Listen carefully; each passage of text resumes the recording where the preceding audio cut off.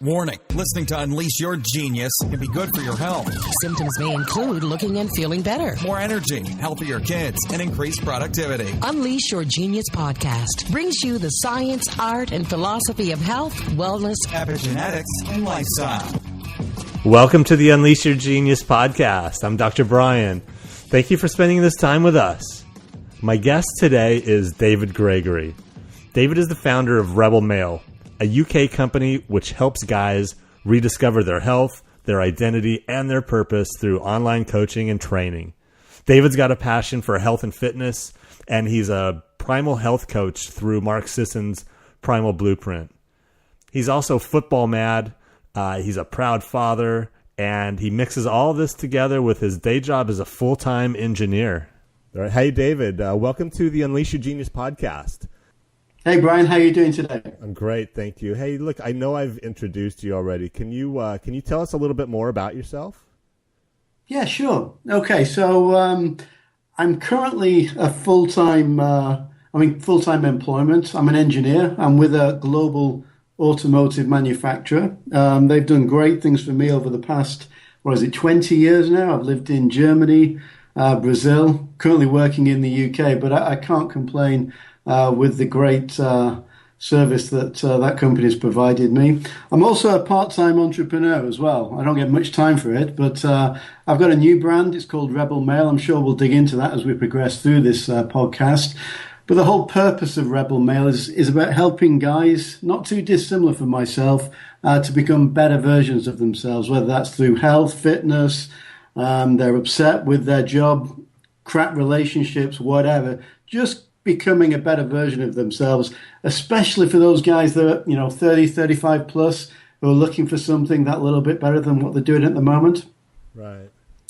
So that's the professional side of me, Brian. Personally, I've got a beautiful partner. Her name's Julie, and I've actually known her since childhood. That's 31 years ago, believe it or not. Wow, cool. We've got two wonderful children together. Poppy, she's 9 years old. She's going to be taking her 11 plus in a few weeks. And Harry, he's 8 years old. Julie's also got a 14-year-old daughter from her first relationship, but she's just absolutely part of our family. And basically, Brian, they're my why. We always look for that powerful reason why as to why we do what we do. My family is absolutely my reason why. I'm incredibly, incredibly proud of every one of them. And finally, for fun, I don't get much spare time, to be honest. But what I do in my spare time, I'm actually a soccer coach of an under-8 soccer team in my local area. So I train with them every Saturday morning, and on Sundays we've got matches as well. I also love going to the gym. I go there 3 to 4 times a week. I actually hit the gym at 5 o'clock in the morning, believe it or not. I do that before I hit the office. And I also enjoy keeping up with the latest research in health, fitness, nutrition, and also mindset. Mindset's key for me.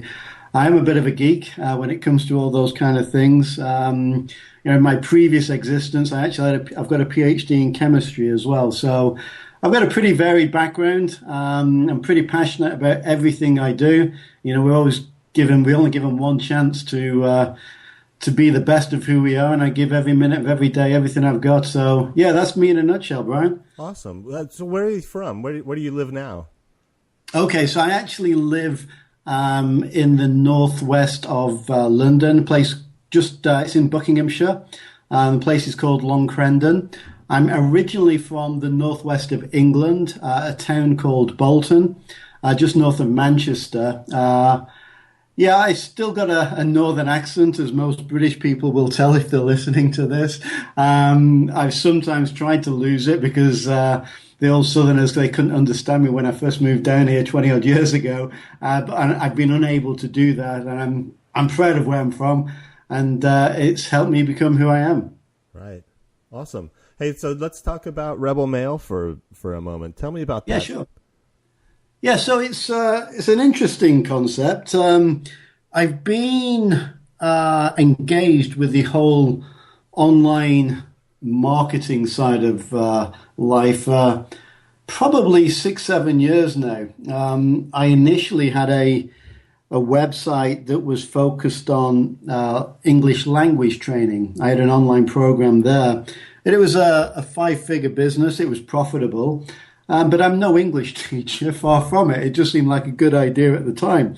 And one day it was becoming a whole part of my life that I just didn't enjoy anymore. I was getting lots of comments on blog posts, lots of email correspondence, and I just wasn't enjoying it. So one day I just said to Julie, look, I'm stopping this. Doesn't excite me. It's not going to go anywhere. And it's not something that I'm passionate about either. So I killed that. And then for some time, probably 6 to 12 months, I just wondered, what the hell can I do? I've always been some kind of entrepreneurial type. I love the entrepreneurial spirit, even though I'm in full-time employment. I think it's great to combine the two. And then it was happening to myself. You know, you hit your mid to late 30s, and you start putting on the pounds. You don't know why. And you start hitting a gradual downward spiral, and it starts hitting your performance in the office. You know, it starts hitting your relationship, your social life goes down, your confidence is hit. And that happened to me. And I managed to gradually get my way out of it, all with the help of Mark Sisson and the Primal Blueprint. But it was that I thought of this concept called Rebel Male. Why the rebel? I like doing things unconventionally. I think unconventional people are typically the 1 to 2% of those that succeed. They don't do things by the norm. They don't follow the rule book. They don't follow the guidelines, and often come up with better ways and better results.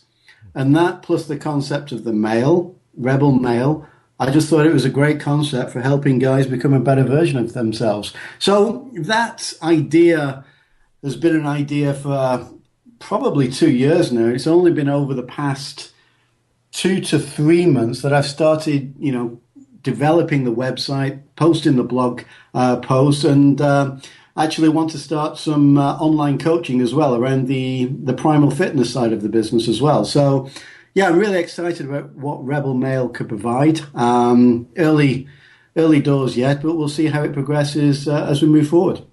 Nice. Yeah, your website is beautiful. I spent a lot of time on there, and it just looks great. And it's just it's once I log on there, I just got trapped reading the whole thing. It's just really well done.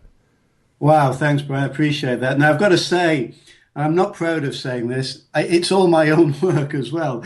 Wow. The top entrepreneurs out there say, focus on your top 5%. And, outsource everything else. But I'm a big fan of aesthetics. It has to look good for me to take the next step into reading the information. And I started getting engaged in the technical side of online business when I first started, as I say, 6-7 years ago.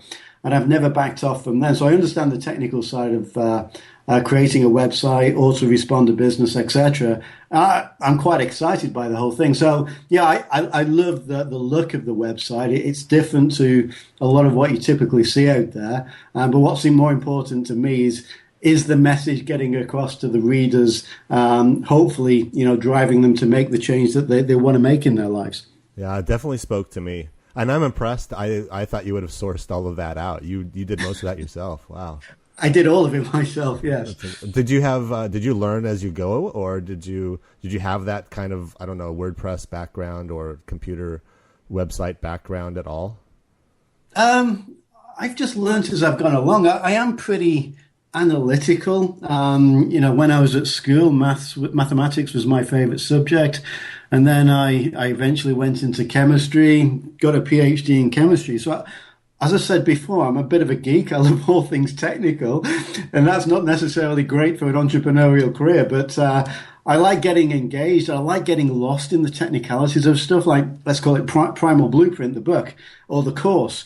I just love getting lost in there. And, 5 hours have gone by before, I've looked up from the book. I love the technical side, the geeky side, and I'm pretty passionate about it. So Yeah, website creation, the whole online marketing, online business side of thing. It's great. It's a great outlet for people who are looking for a second income, or whether they want it to be their first income downstream. David, when I was going through your website, I had the feeling that you could coach me from across the world, from Australia. What do you have as a vision for that? Are you going to work with people only locally, or do you have products and ways that you can connect and coach with people from all over the world? So my vision, Brian, and I'm not there yet, is I'm creating an online fitness program. It's called Rebel Fit. It's really going to be based on the primal principles, both exercise, nutrition, and the whole play, managing stress, etc. Because I'm a huge advocate of that way of life. And the more I can help people with that, I know it's changed my life. We may want to dig into that later.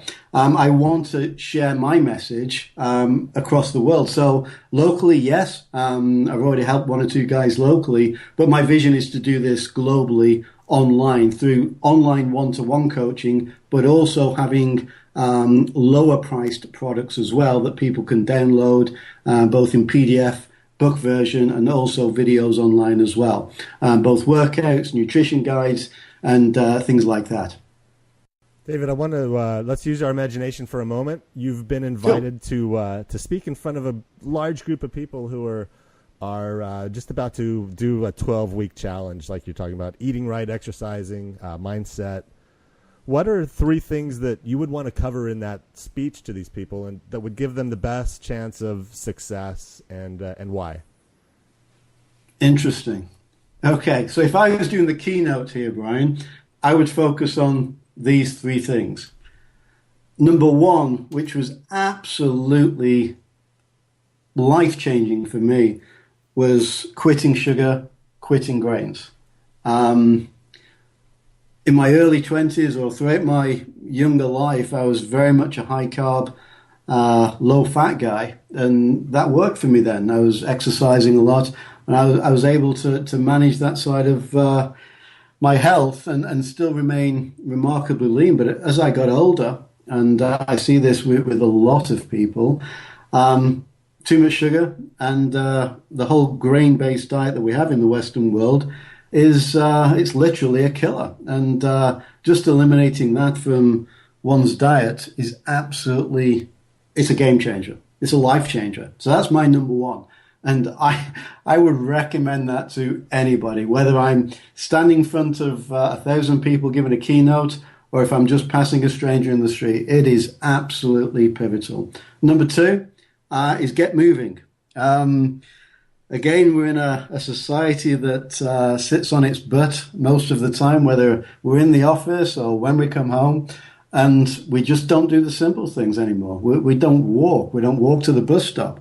We take the elevator rather than walking up the stairs. It's just incredible.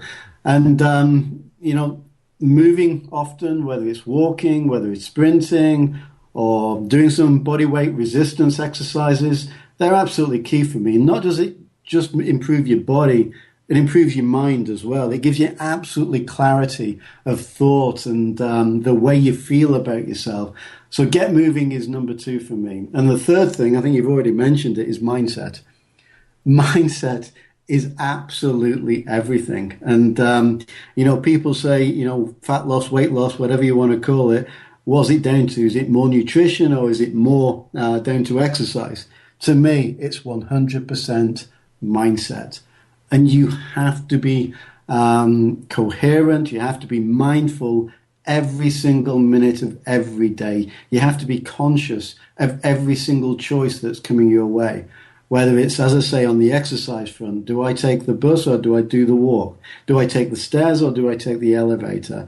Do I have a typical Western cereal for breakfast, or do I have 3 whole boiled eggs? It's those simple choices that you make every minute of every day are paramount for your health, the clarity that you think every minute of every day, and the happiness that it brings with it. I've got to say that when I went primal, shall we say, 4 or 5 years ago, it literally did it changed my world. And Mark Sisson at the time, who we all know, the Primal Blueprint author, he wasn't as well known then as he was now. So when I went primal, decided to adopt the primal lifestyle, it was not normal. People hadn't heard of paleo, and they hadn't heard of the paleo diet, the Primal Blueprint, etc. So I was perceived as a bit odd when I stopped eating cereal for breakfast, didn't have rice or pasta with my lunch or dinner.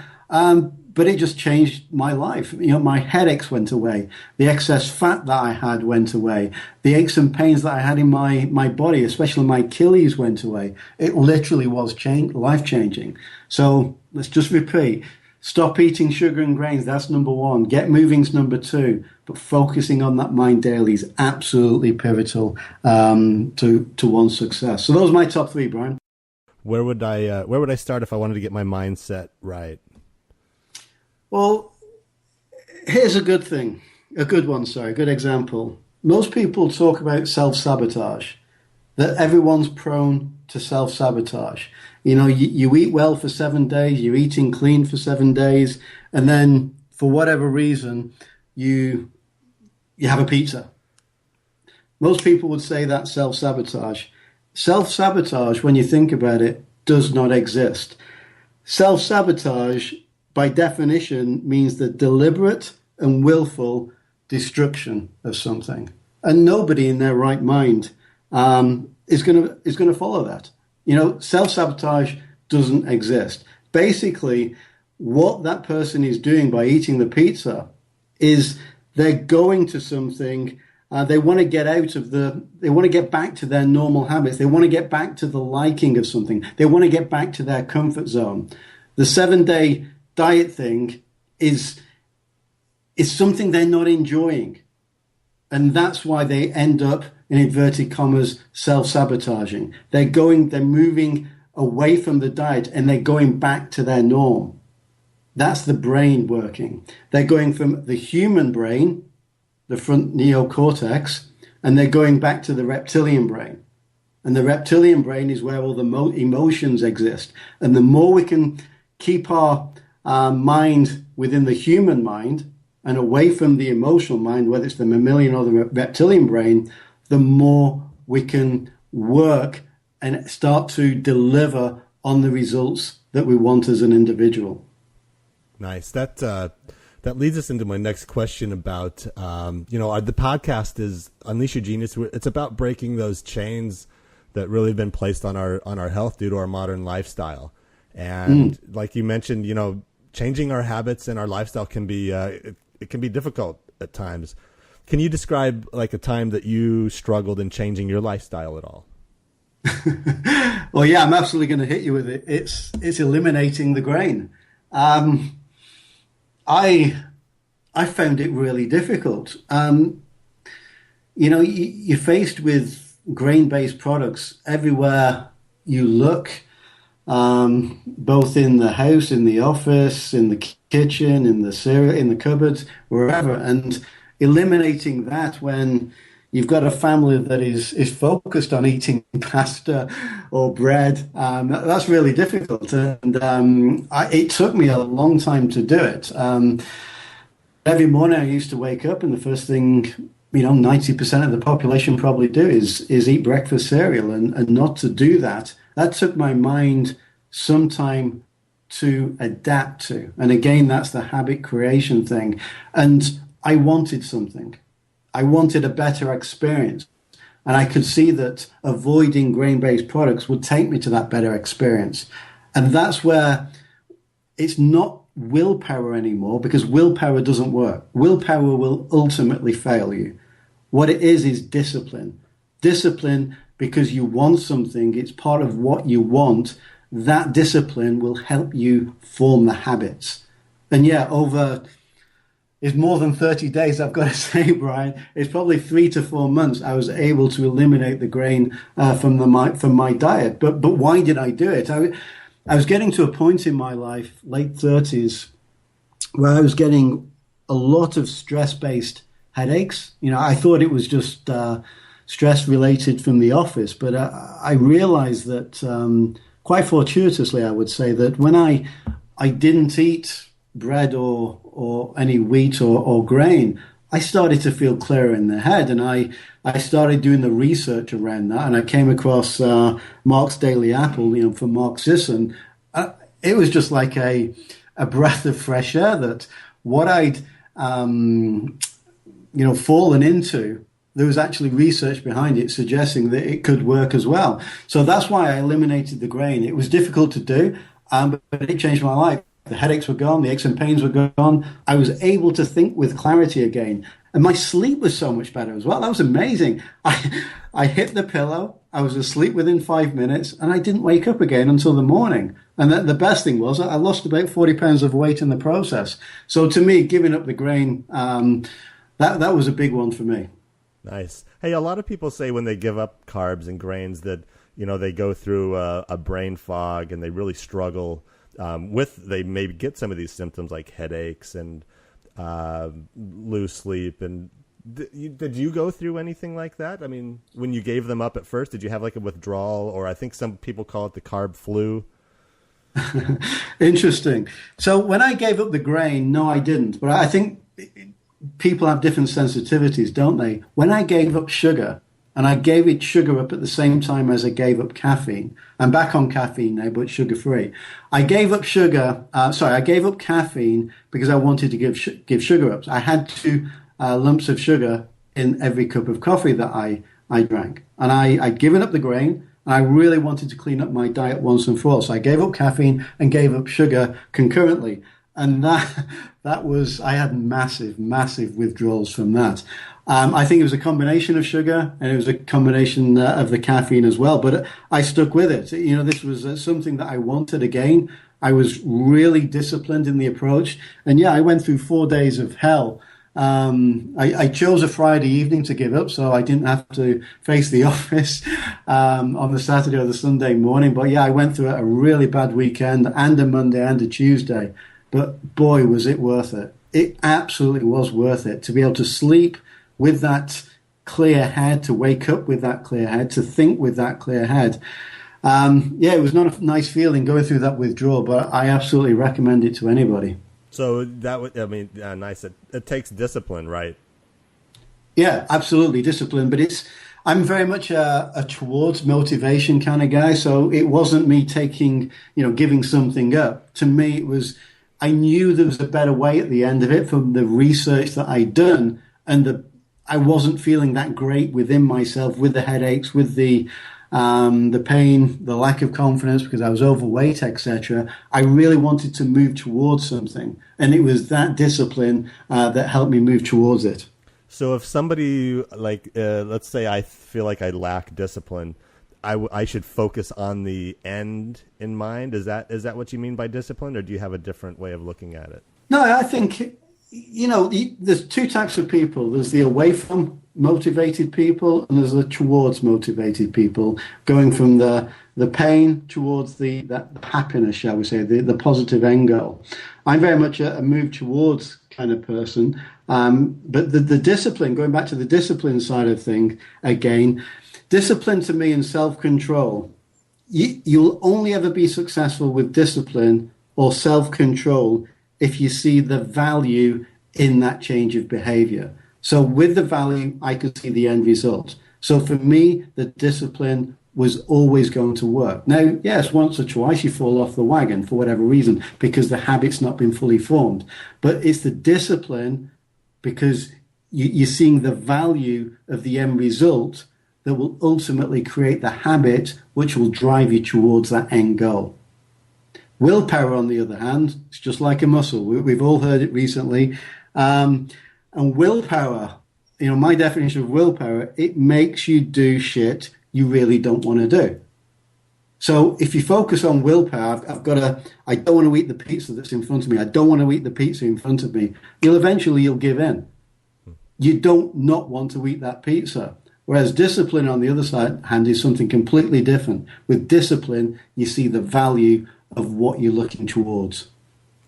So you've been doing this for 6 years now, right? Yes. Go on. So I just wanted to know if you ever, if you ever fall off track now. Do you ever, I don't know, find yourself in the bakery section or, downing a dozen donuts when no one's looking? Do you, not to that extent, but do you know what I mean? Do you have any of those? Oh, absolutely. I know what you mean. And when you've got two children and one stepdaughter who absolutely love the donuts and love all the sugary things in life, it's very difficult not to. And do I fall off the wagon now and again? Yes, but it's not often. I've got to say, and the big thing for me is I would rather eat a steak and salad than eat a donut. To me, because a steak and salad makes me feel so much better, and I know the impact. If I eat one single donut, I don't know, I've just become so super sensitive in my, maybe it's psychological or maybe it's real, but if I eat a donut, I feel crap. I feel crap because I've eaten it, but I get a cloudy head. I just don't feel right at all. It also affects my sleep. So I'd rather eat what is going to make me feel better. And to me, that's a steak and salad. And there's nothing better for me than eating a steak and salad. So, yeah, I've got to be honest. I think anybody that says they're 100% compliant is a liar. So I have the odd alcoholic drink now and again, but not often. I'll eat one or two sugary things maybe once every couple of weeks, but not often. And I've got to say, I prefer to drink water and I prefer to eat healthy. And to me, eating a steak, eating a salad, there's no better meal than that. So while we're on food, what are two things that I should just get rid of out of my cupboard right now that's probably in there if I haven't been focusing on this? Anything that's in a packet. Right. That's easy. So that's everything. It's as simple as that. Right. Anything that has got more than one ingredient in it, anything that's got a bunch of E numbers in it that we have here in Europe. I don't know if you've got those out in Australia. But to me, it's really eating fresh, organic-based foods, whether it's fish, whether it's meat, whether it's vegetables, whether it's seasonal fruit, whether it's nuts or seeds. I really advocate eating simple foods like that and eliminating anything that you're going to put in a microwave, anything that's processed, anything that's in the packet. It's not good for you. Simple as that. And for me, it just doesn't make me feel good. And again, if you want to feel better, I want to give people that choice. If you want to feel better, eat the single foods, eat the fresh foods, eat the real foods, eat the organic foods. Don't focus on the processed stuff. You might think it's quicker to put something in the microwave, but you won't reap the benefit of eating the good stuff. You'll get a headache. You'll start putting the weight on, and you won't feel good about yourself. So, yeah, it's instant gratification, and that's one of the problems we have with modern society, the instant gratification. They want the instant result. They want the instant food, but you pay the price in the long term. We all know that. So you mentioned you go to the gym a few times a week. What is your favorite form of exercise? Like, what do you just look forward to? Is there anything in particular that you like more than anything else? So I've got to say soccer, or we call it football in the UK. Soccer's my favorite sport. Always has been. I'm now in my mid-40s, so I don't play soccer anymore, but I was semi-professional when I was younger until my mid-20s, and that took up my life 7 days a week, and I really still enjoy it. And that's why I coach an under-8 soccer team now. It's my way of giving back to society, basically. I love the coaching. I love the coaching and helping other people, hopefully become better football players. So in terms of what I get engaged in now, since I can't play soccer anymore, I just love going to the gym, and I love lifting weights. I've done that since the age of 18, 19. So I've always been a bit of a gym junkie. It's just me against the metal. To me, it's personal. It's my own personal competition with the weights. I'm no cardio guy. I'm not a fan of seeing the treadmills or the elliptical machines in a gym. To me, it's short and sharp. It's heavy, lifting weights. And I've been quite fortunate, even though I'm in my mid-40s, I don't really get any aches and pains from squatting heavy or bench pressing or doing shoulder presses. So it's helped me. It's helped me maintain my youth, helps build the muscle, and helps increase testosterone, which, as we know, in our mid to late 30s starts to drop naturally. I like to ask people about their morning routine or a ritual as well. Can you tell me anything about that? I know you go to the gym. Is that your morning routine, or do you have more than that? It is my morning routine. So again, this was one of those things that it changed me. Hitting the gym or exercise is my keystone habit.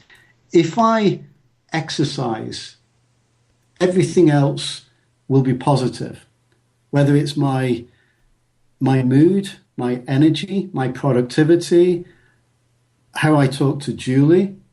It's the foundation of the other good habits in my life, nutrition, productivity, and everything. So it took me a while to learn the habit of getting up at 4:30 in the morning. But as soon as I get up, I hit the shower, I get dressed, I prepared everything the night before, I'm straight to the gym for 5 o'clock in the morning. I'm the guy that switches the lights on in the gym. I'm the first there, along with the cleaner. And it's interesting. And I do that 3 to 4 weekdays a week. And then at the weekends, when I'm not in the office at the weekends, I still get up early because, getting up at 4:30 during the week, your mind's set to that circadian rhythm.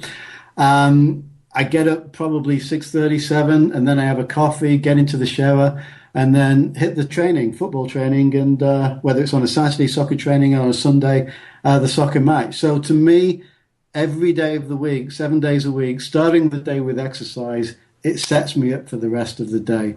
And I feel so much better for it. Now, for other people, it may not be exercise. It may be something else. It may be, sitting down with a notebook and just writing a blog post first thing in the morning. Or it may be meditating, something like that. I've never been much of a meditator myself. I've really struggled to develop that skill. But I think it's so important to start the day off well, having this morning routine, having this morning ritual. To me, exercise, keystone habit, sets up my day. Love it. David, you mentioned that the Primal Blueprint changed your life. Can you touch on that? It's probably the book that I've read the most. I've read it probably 6 or 7 times now. I never thought something as simple as what Mark Sisson advocates can change one's life like it has. It's a brilliant book. It's well written. But like the exercise, it's so simple. Walk like our ancestors did. Sprint once in a while, exactly like our ancestors did, either to chase prey or to run away from prey, and lift heavy shit a couple of times a week. So that linkage with evolution, it resonated with me. The eating, the grain didn't exist before the agricultural revolution, and we've evolved over 2.5 million years. And the agricultural revolution started only 10,000 years ago. So for greater than 99% of human existence, evolution has happened, and we've not evolved to be able to better tolerate grain or, gluten within our body. And it's because of my scientific background, with I've always been a fan of nutrition, with my background in exercise as well. This all came together in a book that I absolutely resonated with. It's a great book. He's a great guy. I think he's got a fantastic following, and all credit to him as well. Brilliant guy. Hey, I know you're busy with time. I just want to go through like a speed round, give you a couple of quick questions. Is that all right? Cool. All right. So, by the way, your favorite book? So I'm going to say Primal Blueprint by Mark Sisson. So that's my favorite health book. But moving away onto business, and I'm a big fan of business as well. And another hero of mine is Steve Jobs. So the autobiography of Steve Jobs by Walter Isaacson, I think, is a classic book. I've got both the book, and I've also got the audio book as well, which is, I think it's 24 hours, the audio book. But it's just phenomenal. What that guy achieved twice with the same company, to me, is absolutely phenomenal.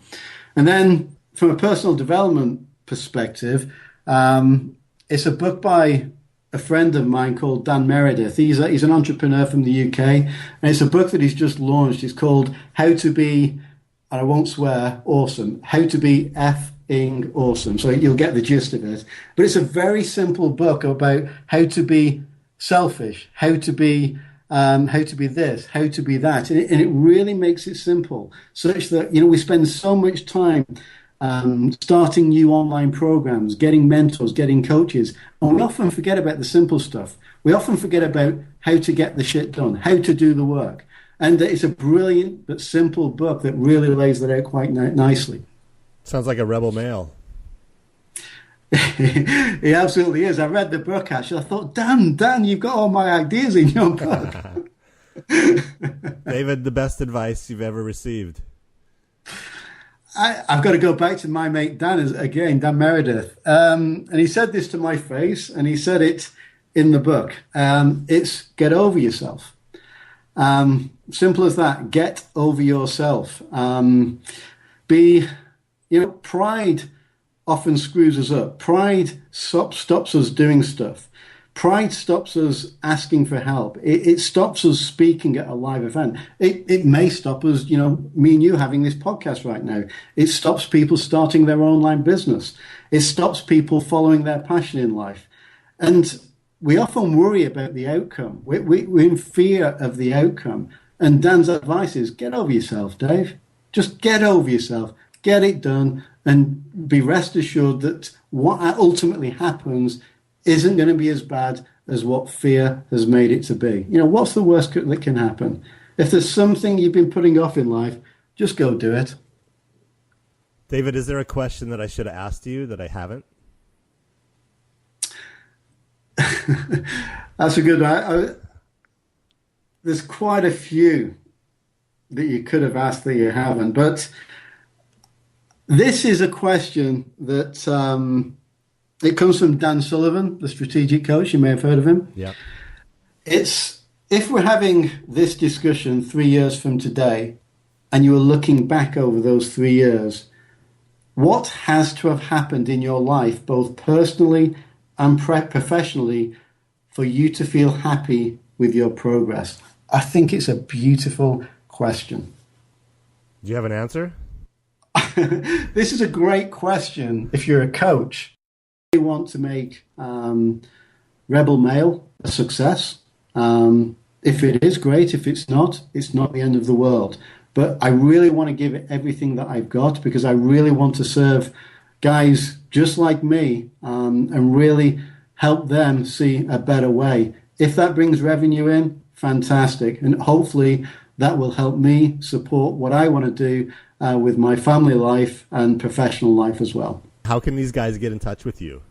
Okay, so obviously I've got my website, rebelmail.com. So it's rebelmale.com. You can shoot me up there, or alternatively, just send me an email. My email address is david@rebelmail.com. So that's rebelmale.com. There'll be links to all of this on unleashyourgenius.com as well. David, any last words of advice or anything that you'd like to leave us with? I'll say one thing. You only fail when you quit. Man, David, the time has flown by. This has been fantastic.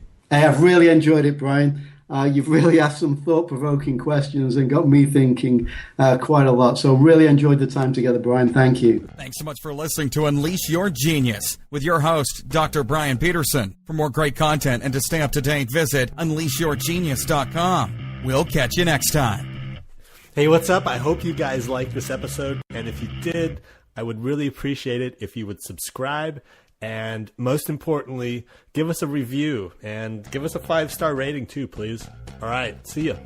Oh, wait, and don't forget www.unleashyourgenius.com. Come check us out. All information provided by the Unleash Your Genius podcast is of opinion only and should not be taken as a substitute for speaking to a qualified health provider. Please seek advice from a qualified health professional before acting on any advice given on the Unleash Your Genius podcast.